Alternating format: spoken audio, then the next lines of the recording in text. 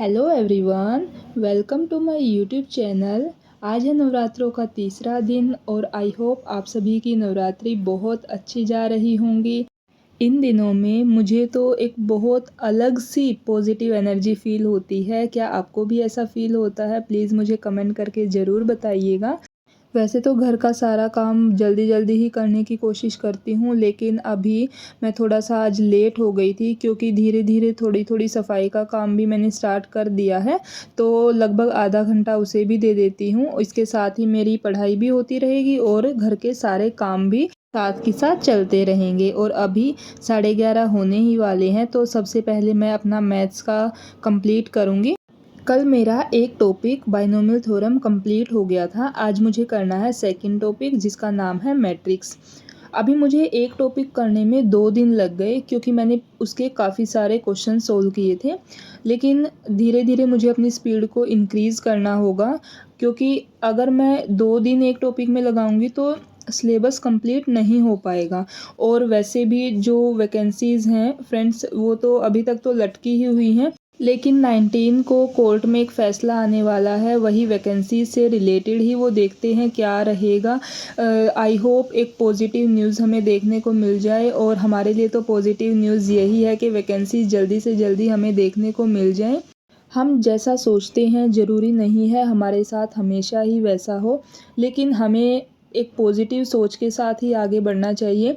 अगर अब भी पीछे की ही बात करें तो मैं अगर अपनी बात करूं, या आप में से भी बहुत सारे ऐसे हैं जिन्होंने बीएड की हुई है, और आपको पता ही है बीएड वालों के साथ अभी पीछे कितने ही एग्ज़ाम में क्या ही कुछ हो गया है। मतलब एक तरीके से ऐसा लग रहा है कि गवर्नमेंट हम बीएड वाले स्टूडेंट के साथ कोई गेम खेल रही है, और उसके बावजूद भी आगे कोई ऐसी वैकेंसीज़ हमें देखने को भी नहीं मिल रही है जिससे हम कुछ उम्मीद लगा सकते हैं कि नहीं, चलो बाकी पीछे नहीं हुआ तो अभी आने वाली में हो ही जाएगा। लेकिन जो भी है जैसा भी है, इसी के साथ आगे तो बढ़ना ही होगा। इसलिए मैं तो यही कहूँगी कि आप अपनी तैयारी करती रहिए। क्या पता आज नहीं तो कल कुछ पॉजिटिव न्यूज़ देखने को मिल ही जाएगी। इसी उम्मीद के साथ मैं भी लगी हुई हूँ अपनी प्रिपरेशन में। और अभी 1 बजने वाला है और माही के आने का टाइम हो गया है, और वो आ ही गई थी। उसने मुझे आवाज़ लगा दी थी। अभी आते ही उसके कपड़े चेंज करने के बाद मैं उसकी सारी बातें सुनूंगी, सारी बातें उससे पूछूंगी स्कूल में उसने क्या किया, और फिर मैं बनाऊंगी लंच। माही सुबह 9 बजे के बाद स्कूल जाती है और लगभग 1 बजे से पहले ही वो आ जाती है।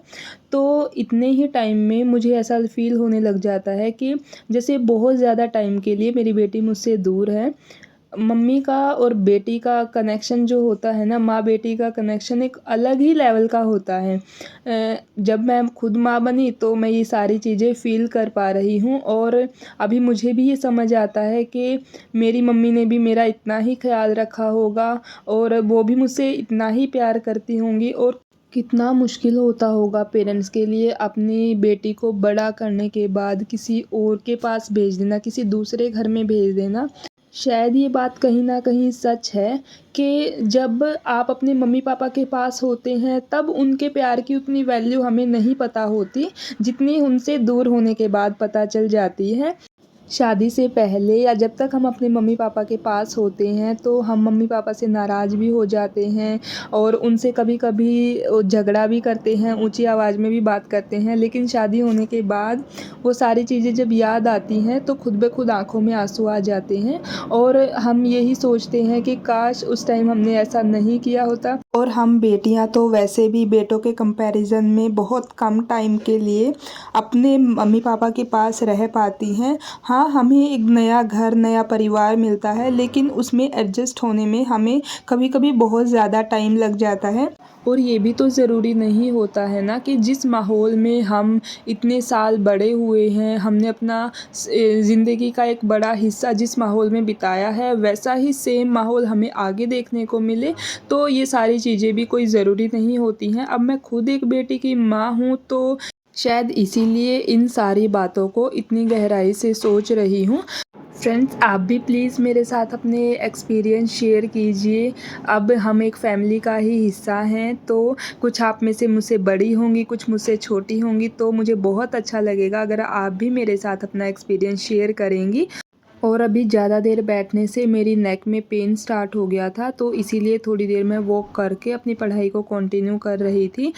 मैं लंबे टाइम तक अपनी नेक को नीचे झुकाकर काम नहीं कर पाती हूँ, वो मैं कभी आपसे किसी और वीडियो में शेयर करूँगी।